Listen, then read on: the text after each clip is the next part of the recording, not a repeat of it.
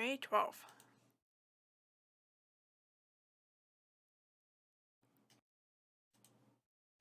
The last thing I the last thing I remembered was our little "when was the last time you pissed yourself while sleeping" talk. I had to tell her about the time I got so drunk I wet my pants in the middle of the boarding house. She laughed so hard she started frothing at the mouth and passed out. I woke up with a splitting headache. Oh man. Morning already? Light poured in through the frosted window. I pulled out my phone and checked the time. 7 in the morning. I'd gone to sleep somewhere between 2 and 3, which probably wasn't quite enough sleep. At least I didn't wake up to some horror movie scene. The building wasn't in ruins and the girl wasn't actually a skeleton. Though, in a way, this might have been worse. Ugh. She was spread out on the floor on the other side of the mini table. Her breathing was mixed with some weird gurgling sounds. I hesitantly looked at her. The saint that saved me from the hell I was in last night had puked in the middle of her sleep. What was I supposed to do here? As a guest, I couldn't really be too harsh on her. Chiami-chan. She wasn't waking up.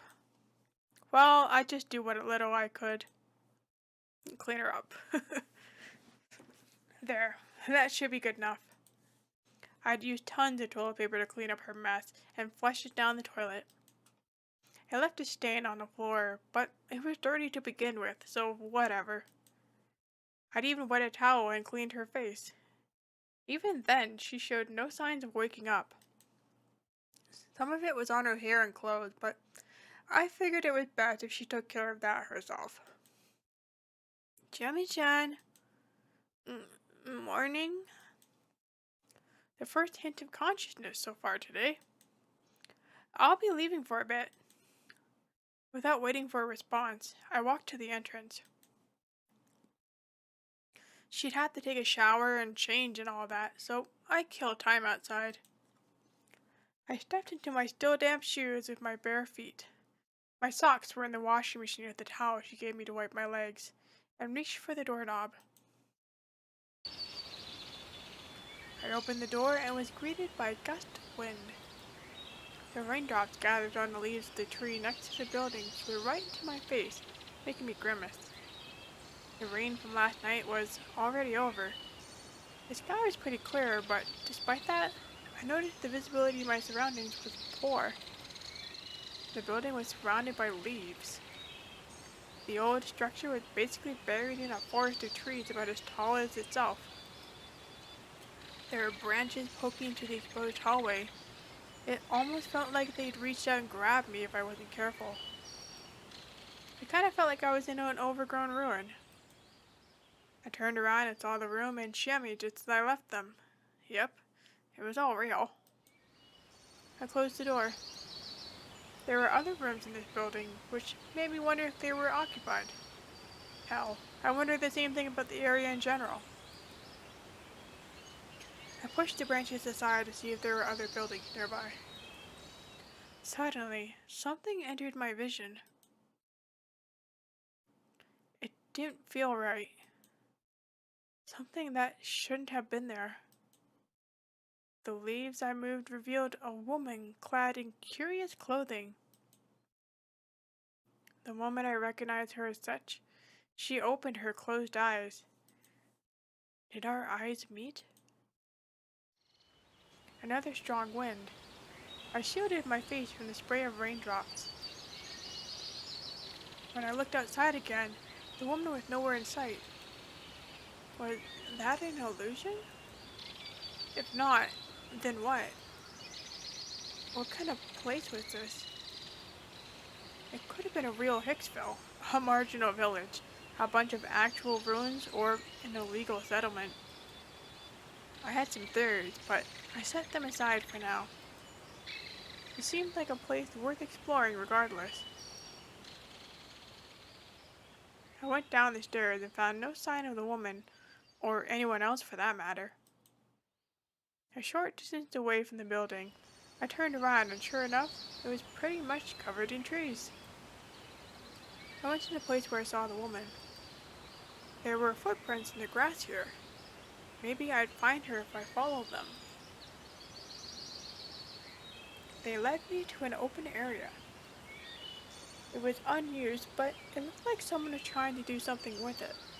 Was it supposed to be a construction site? Even if it was clearly abandoned. There were large rocks and lots of sediment near a prefab. From what I could tell, there had been a giant landslide which forced them to stop construction. The fact that plant growth was still minimal meant that it happened fairly recently. The footprints seemed to be going down the hill next to the site.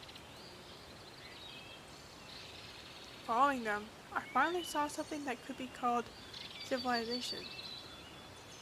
There was a set of paddy fields with houses nearby. So this actually was a settlement. What a relief. I decided to keep following the footprints and approach the settlement. I came across another unpaved path that was clearly used by people and cars. It was lined with weeds and bushes reaching up to my waist. It was home to caterpillars and grasshoppers, among other things. Spiders were no exception. There was no shortage of insects there, so it was a good place for a net. I wasn't particularly scared of spiders, but I didn't like them either. At least they were just harmless orb weavers, which are frickin' massive. Yikes. Regardless, I avoided these bushes just in case and followed the path like the good city boy I was. There was a large boulder, surrounded by grass. It was strangely tall, making it look like it was put there by people. On its dewy surface, there was a gray tree frog, ready to go after the many insects scattered about. I walked a bit further and came across a house with a small field nearby. The field's location made it safe to assume it belonged to the inhabitants. If there were inhabitants anyway.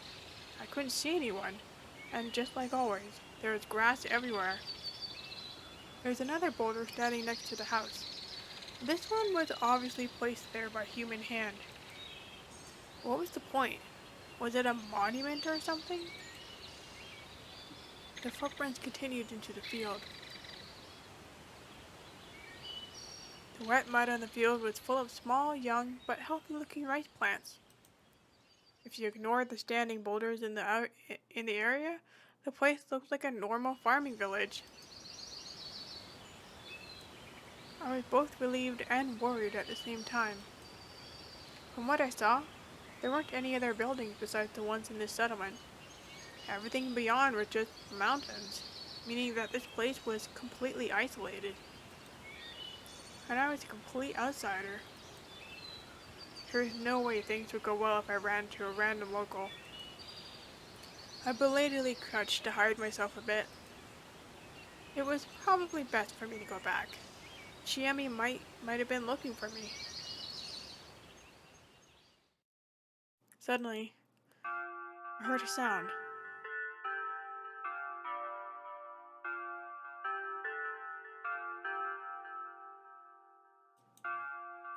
I looked for its source and found a speaker on a wooden utility pole in the middle of a small plaza.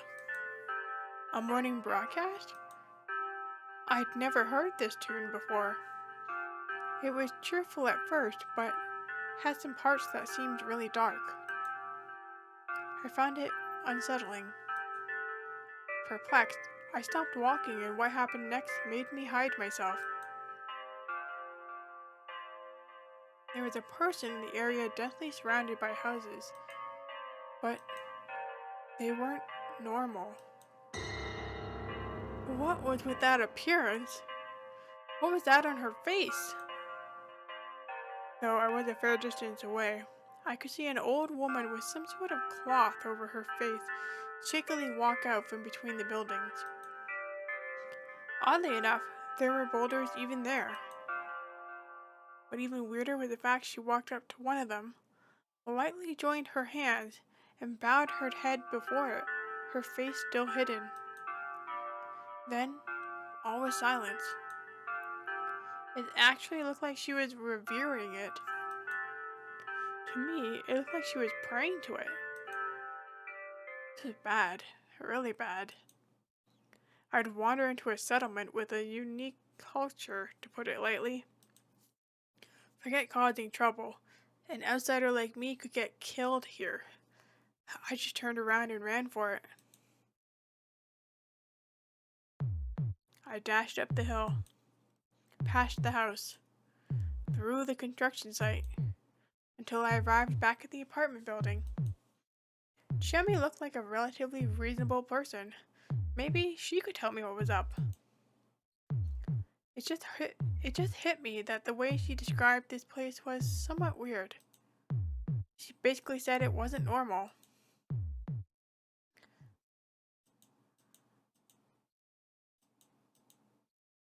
No way. What if she was actually the bait they used to lure outsiders here? Uh-oh. Eventually, the broadcast stopped. Jimmy still hadn't come out of her room.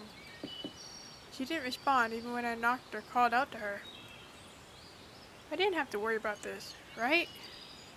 That just made my inexplicable unease grow worse. What if this was a trap? Was I in a dangerous situation? I had to talk to her. If she was a normal person anyway. Maybe my best option was to run away right now. I wouldn't know where to run. I couldn't remember the path we'd taken here. Though, I was pretty sure we went uphill, so maybe I had to go down?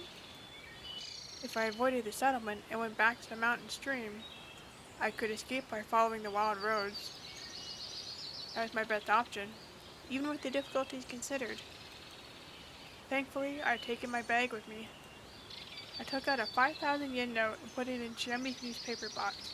It was payment for last night's beer.